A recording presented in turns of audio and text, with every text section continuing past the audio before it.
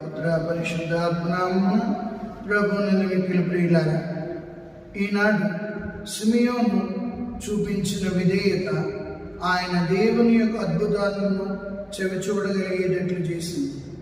ఏ వ్యక్తి అయితే విధేయతను చూపిస్తాడో ఆ వ్యక్తి దేవుని యొక్క ప్రేమను చూరుకుంటుంటాడు.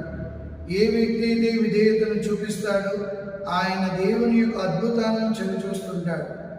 రాత్రంతా వల వేసి ఒక్క చేప కూడా దొరకగా నిరాశ నిస్పృహల మధ్యలో ఉన్న సిమియోను ఒడ్డుకు వచ్చి ఆయన వలను సర్దుకుంటున్న సమయంలో ప్రభు ఆయన ఒకటే కోరాడు, నీ పడవని కొద్దిగా లోనికి పోనిమ్ము.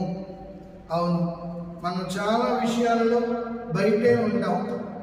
గుడికి వచ్చినప్పుడు బయటే ఉంటాం, మార్కెట్లోనే బయటే ఉంటాం, ఆఫీస్కి వెళ్ళినప్పుడు బయటే ఉండడానికి ఇష్టపడుతున్నాం. కానీ దేవుని బిడ్డలమైన మనం ఎప్పుడైతే లోనికి వెళ్ళడం ప్రారంభిస్తామో, అంటే లో చూపు అంటాం.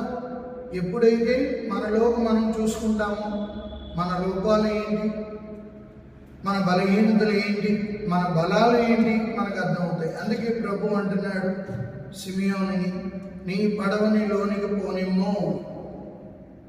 మనం కూడా ఒడ్డున ఉండే క్రైస్తవుల్లా కాకుండా మనలోకి మనం వెళ్ళి చూసి మనలో ఉన్న ప్రభు స్వరాన్ని వినగలిగేటట్లు మనం జీవించడానికి అనుదినము ప్రయత్నిద్దాం.